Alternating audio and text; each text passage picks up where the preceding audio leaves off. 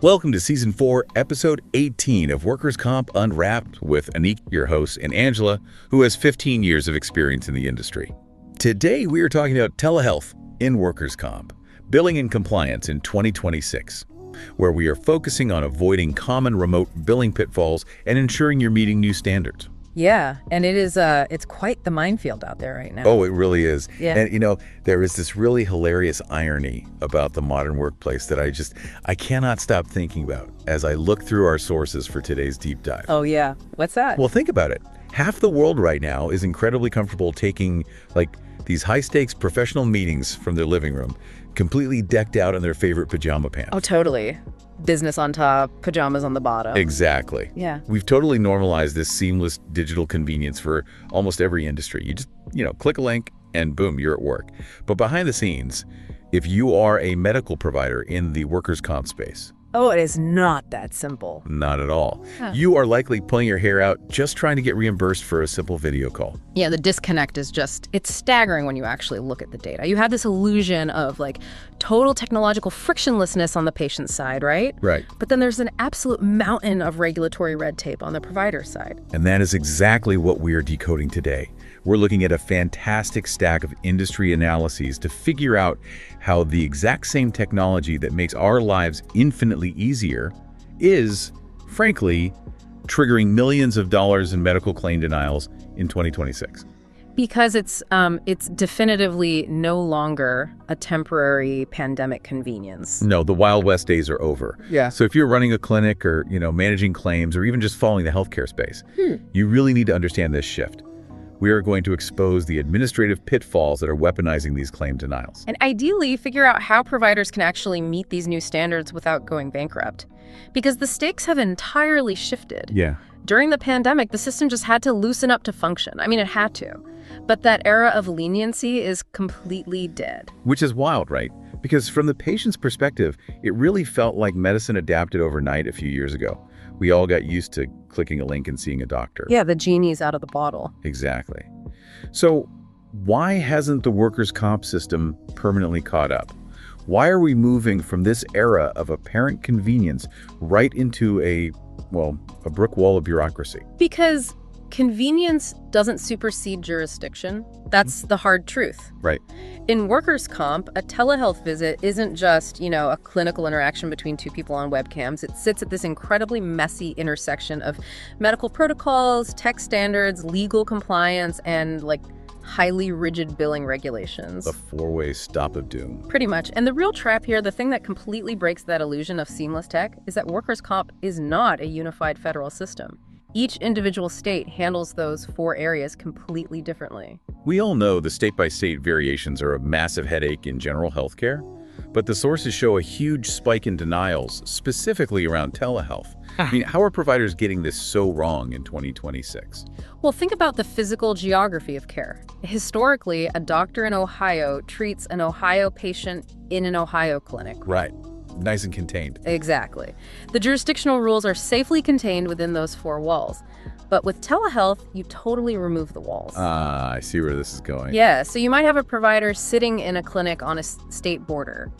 One patient logs in from state A, which fully supports and easily reimburses a remote evaluation for, let's say, a lumbar strain. Okay, easy enough. The very next patient logs in from state B, literally just 10 miles away across the border, and that state strictly limits remote care. Wow. They might demand hyper-specific state-mandated consent forms and entirely different billing codes before the doctor even says hello. It's like playing a really high-stakes board game where the rules change completely depending on which square the patient lands on.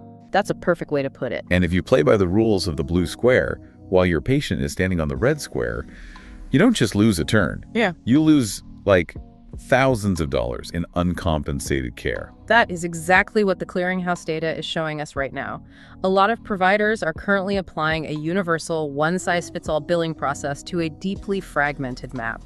Did they just get too comfortable? Basically, yeah. They assumed the leniency of the pandemic years permanently rewrote the rules to favor convenience, but the system only accommodated an emergency. And in 2026, the emergency is long over. Exactly. The auditors are back, and they are enforcing the exact letter of the law. I have to ask, though, because looking at this realistically, Are payers genuinely trying to protect the system from fraud? Or, and I might get in trouble for this, is this intense scrutiny just corporate code for, injured workers finally have easy access to care and insurance companies hate paying for it? Oh, the controversial question. I mean, if patients love the convenience and providers want to offer it, it really feels like payers are actively looking for shiny new excuses to deny claims. It's super tempting to view it as pure corporate greed. I get that. But if you look at the raw data, the payers' panic is actually mathematically justified. Really? How so? We aren't just talking about a slight uptick in visits. Payers are looking at population data showing like a 400% spike in remote physical therapy check-ins. 400%. Yeah, or, these really quick follow-ups that simply aren't yielding proportionally faster return to work times. So they're paying more, but not getting better results. Exactly. To a payer, that doesn't look like convenience. That looks like an unchecked hemorrhage of funds. So basically, without the physical barrier of a waiting room, it's just way too easy to schedule unnecessary follow-ups. Yes. And this introduces a concept that runs through all our sources today: friction as a regulatory tool. Friction as a regulatory tool. I like that. Think about it. Historically, the sheer friction of an in-person visit naturally kept utilization in check. Taking time off work, driving to the clinic across town, sitting in a waiting room with old magazines for 40 minutes. You didn't go to the doctor unless you really needed to. Precisely. Telehealth removed all that physical friction. So payers basically had to artificially invent administrative friction to prevent the system from going bankrupt. Okay, let's look at this administrative friction then, because that brings us to utilization review, or UR. We hear about UR constantly in workers' comp, but what is the actual mechanism happening behind the scenes in 2026? How does a remote visit get flagged and killed by UR? Well, when a telehealth claim hits utilization review today, it isn't just a person casually glancing at a file. It's essentially routed through an algorithmic system that acts as the insurance company's bouncer. The bouncer, okay. Yeah, these systems compare the doctor's notes against strict state-specific medical guidelines. The algorithm is hunting for measurable outcomes. So no vague notes? None. It wants to see a crystal clear rationale for why an ongoing remote treatment is happening. If an algorithm sees, say, 6 consecutive ritual visits for a shoulder injury with no recorded change in range of motion, it flags the claim. And then what? Then a third-party nurse or physician reviewer steps in, looks at that stagnant data, and instantly denies any future visits. So if a patient says, hey, I really prefer doing this over video because my knee hurts and I don't want to drive, the UR algorithm's response is basically, does the medical evidence require this visit, and can the goal actually be achieved over video? Yep. Patient preference doesn't even factor into the equation. Doesn't matter at all? Not at all. Patient preference is a customer service metric. Workers' comp reimbursement is based strictly on medical necessity. Wow. That brings us perfectly into the tactical side of this administrative minefield. Because if payers are relying on this algorithmic friction, it means the smallest technical missteps in the billing process are suddenly fatal to a provider's bottom line. Oh, completely fatal. Let's start with modifiers. We all know modifiers are the absolute bane of medical billing, but the sources show a massive spike in denials, specifically around telehealth modifiers. How are billing teams getting this so wrong? It really comes down to the granularity of the coding. During the early days, you could often just slap a standard 95 modifier on a claim to broadly say, this happened via telehealth, and you'd get paid. The good old days. Right. But now, the clearinghouse systems demand highly specific 2-character codes that tell the payer exactly how the remote visit happened. Like what? Like, was it a synchronous audio-video interaction? Or was it an audio-only phone call because, I don't know, the patient's broadband failed halfway through? Right. So if a provider spends 45 minutes doing a comprehensive, highly secure video evaluation, but their front-end billing team accidentally applies the audio-only modifier, what actually happens? The payer's automated system processes it as a basic telephone check-in. The reimbursement drops by 80%. 80%, just for a typo.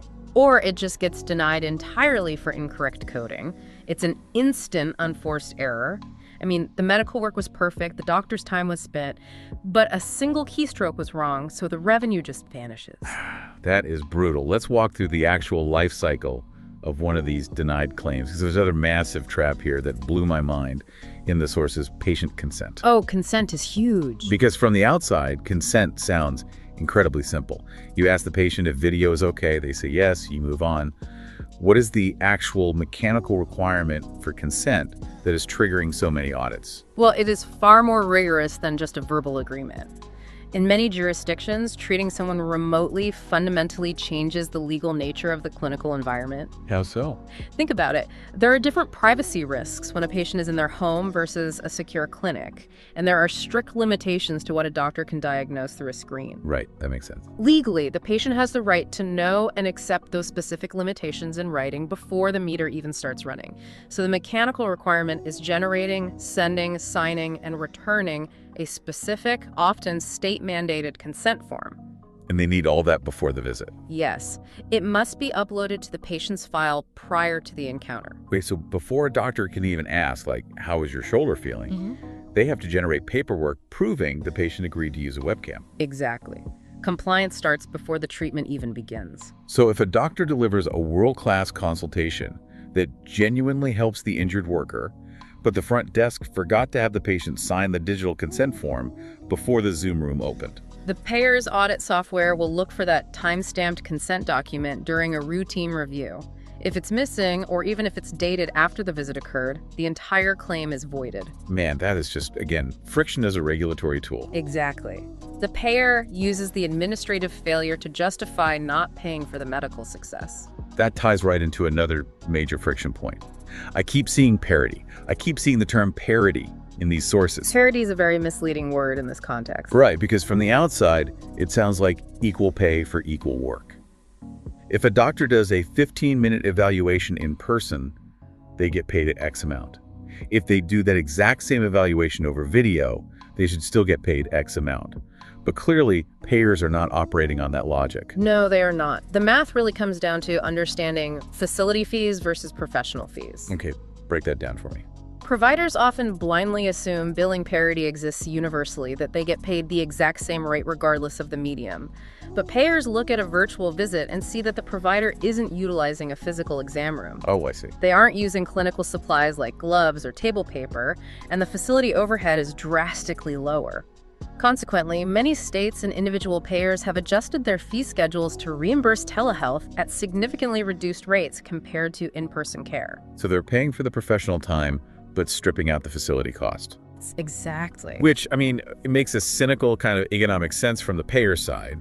But for a clinic that built its 2026 revenue projections, assuming 100% parity across the board, they are setting themselves up for a massive financial shock when the clearinghouse actually processes those payments and the checks are like 30% lighter than expected. But even if a billing team manages to code that modifier perfectly, navigates the parity laws, and gets the consent form signed with the right timestamp, they can still trigger a massive compliance disaster if the camera they used isn't up to par. Yes, the tech itself. Right, which brings us to the actual physical limitations of what you can treat through a screen.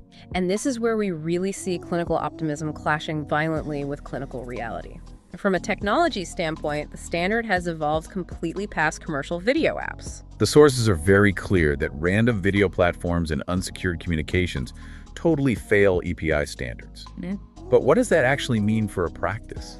Like if a doctor just uses a standard commercial app, how does that tech failure escalate? Let's say a provider decides to casually FaceTime an injured worker to check on a surgical wound just because it's fast and the patient prefers it. Sounds innocent enough. Sure, but that connection lacks enterprise-level end-to-end encryption, it isn't hosted on secure data servers, and it doesn't generate an auditable access log. Oh. If that data is intercepted, or even if an auditor simply discovers the platform used during a routine check, the provider isn't just facing a denied claim, they are facing a federal HIPAA violation. Wow. So FaceTime is definitely out. Very out. Sure. The legal exposure and the Office for Civil Rights fines go exponentially beyond just a lost reimbursement check. Dedicated platforms built specifically for telemedicine are absolutely non-negotiable. Okay, so the tech has to be military grade. Yeah. But here's where it gets really interesting to me. Even with a fully compliant, secure 4K resolution camera setup, there are just physical limits to a webcam. Absolutely. The sources point out that providers keep trying to force remote care into situations where it fundamentally does not belong. They do, and payers are hyper aware of this. Telehealth is fantastic for medication management, routine follow-ups, or, behavioral health sessions related to workplace trauma. Sure, talking therapies and check-ins. But physical injuries, which are the absolute bread and butter of workers' comp, they require a totally different level of diagnostic capability. It makes me think of trying to guess how heavy a suitcase is just by looking at a high-definition picture of it. That is a great analogy. Right, like you can see the size, you can see the brand, you can even see if the zippers look strained. But until you actually grab the handle and try to lift it, you have absolutely no idea what's inside. You can't feel the weight. No, you can't. Trying to evaluate a complex joint injury over video is exactly like that. You can see the patient wince, but you can't feel the resistance. You can't feel the joint laxity or the muscle spasms. That analogy hits the nail on the head. In clinical terms, the missing element is palpation. A physician needs to physically touch the tissue to understand the mechanics of the injury. They have to manually test the range of motion against resistance. I mean, you cannot palpate a torn rotator cuff or a herniated disc through an iPad screen. And payers obviously know this. Oh, they rely on it. When a provider attempts a comprehensive evaluation of an acute, complex physical injury remotely, payers will instantly deny it. Just right out of the gate. Yep. The algorithm or the reviewer will look at the code for a severe spinal issue, match it with a telehealth modifier, and reject it for lack of medical necessity, because the medium itself is clinically incapable of gathering the necessary diagnostic data. So if you're navigating this gauntlet, you have the right modifiers, you've secured written consent, you understand your state's parity laws, you're using highly compliant software, and you verified the injury doesn't require physical palpation. It's a lot of boxes to check. It is. So how do you actually survive the algorithmic utilization review we talked about earlier? How do you prove to the UR bouncers that you did everything right? It relies entirely on the ultimate defense strategy, the absolute bedrock of workers' compensation, the golden rule. If it isn't documented, it didn't happen. Exactly. But in the context of telehealth, the stakes for documentation are exponentially higher. Because there's no physical trail. Right. Because the payer cannot see the patient and understands the physical limitations of the webcam, the clinical notes must be exhaustively detailed to bypass that algorithmic friction. Exhaustive is right. The sources outline a massive checklist for these notes. It's not just logging the medical facts anymore. Not at all. You have to explicitly state the specific reason telehealth was clinically appropriate for this exact visit. You have to record the exact duration of the visit down to the minute. Yep. You have to note the specific communication method used. And clinically, you must document the findings you actually could observe and base your treatment decisions only on those observable findings. And this is exactly where so many claims fail right at the finish line. A provider will submit a claim for a telehealth visit, and the clinical note just says, patient doing better. I laughed out loud when I read that example in the source material. Patient doing better. It's surprisingly common. That's like a mechanic charging you $2,000 for an engine rebuild, and the invoice just says, cargo's room now. It proves absolutely nothing to an auditor. It proves nothing, and an automated UR system will reject it instantly. Telehealth notes must meet the rigorous standards of in-person care, plus all the extra telehealth-specific requirements. Because better means nothing to a computer. Think about what better means to an algorithm. It's meaningless. Is the patient's pain scaled down from an 8 to a 4? Did their active range of motion increase by 15 degrees? Can they now lift 10 pounds without sharp pain? Oh, I see. Hard numbers. Yes. Without quantifiable, measurable progress indicators, the reviewer has no proof the treatment is effective. And without proof of efficacy, there's no justification for ongoing payment. The documentation must tell a complete, mathematically undeniable story of clinical progress. So if we synthesize all these threads, the core message for you, listening and navigating this landscape, is pretty undeniable. Telehealth isn't going anywhere. Injured workers rely on it, the tech is embedded in our society, and for certain treatments, it is incredibly efficient. Absolutely. But the Wild West days are officially over. The industry has matured, and the regulatory friction has scaled up to meet it. The future of remote workers' comp care is highly structured, algorithmically overseen, and entirely dependent on precision. So offering virtual visits is no longer just a guaranteed revenue stream. No, you have to deliver rigorously compliant, legally defensible care every single time you log on. Every single time. Well, before we wrap up this deep dive, I want to leave you with one final, slightly provocative thought to chew on. Something that builds on this idea of algorithmic friction, but looks just over the horizon. Ooh, let's hear it. Think about the timeline we're on. If payers and state regulators are scrutinizing basic, two-dimensional webcam visits this aggressively in 2026, relying on algorithms to reject claims over a missing modifier or a vague clinical note. What on earth happens in the next few years when AI-driven diagnostic tools or virtual reality physical therapy fully enter the workers' comp space? Oh, wow. That is a fascinating and terrifying frontier. Right. I mean, the volume of data generated by a VR headset tracking micromovements is just immense compared to a webcam. Exactly. If a doctor using a webcam triggers a massive audit today, what happens when a patient is doing physical therapy in VR and an AI algorithm is automatically generating the clinical notes in real time based on their biometric data? That's a huge shift. Will this intense documentation burden eventually be automated away entirely by the tech itself? Or are we just gearing up for an even more chaotic compliance war, not between doctors and claims adjusters, but between provider algorithms generating the care and payer algorithms trying to deny it? A literal battle of the bots over medical necessity. Battle of the bot. It's entirely possible, but, whatever the technology becomes, the burden of proving that the care was necessary and effective will always remain the central pillar of the system. Yeah, until the bots take over completely, I guess we'll just have to make sure our pajama pants are hidden out of frame, our modifiers are flawless, and our notes prove the car actually goes vroom. Thanks for joining us on this deep dive. Keep questioning the rules of the board game, and we'll see you next time. Thanks for listening to Workers Comp Unwrapped. If you found value in today's episode, subscribe and share with fellow doctors.